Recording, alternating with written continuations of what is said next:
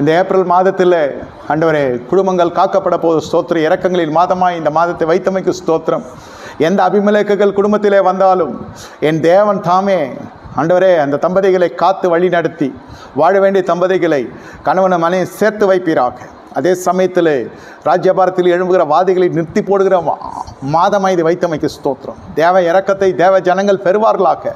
மறுபடியும் சகஜ நிலைமைக்கு எல்லா பகுதிகளும் வாழ்க்கையில் செப்பனிடப்படுவதாக.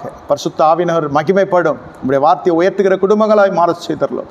இந்த நாள் ஆண்டவரே இரக்கங்களின் நாளாக, இரக்கங்களின் மாதமாக கர்த்தாவே இதை வைத்தமைக்கு ஸ்தோத்திரம். வாழ்வடைகிற மாதமாக, வாதியை நிறுத்துகிற மாதமாக, அழிவுகளுக்கும் சேதங்களுக்கும் நிறுத்தி வைக்கிற ஒரு மாதமாக, முற்றுப்புள்ளி வைக்கிற மாதமாக இந்த ஏப்ரல் மாதத்தை வைத்தமைக்கு ஸ்தோத்திரம். இன்னும் ஆண்டவரே உங்களுடைய கண்களுக்கு கிருபை கிடைத்ததினால ஆண்டவரே ஜனங்கள் எல்லா பகுதியும் வாழ்க்கையில் செழித்து விளங்குவார்களாக.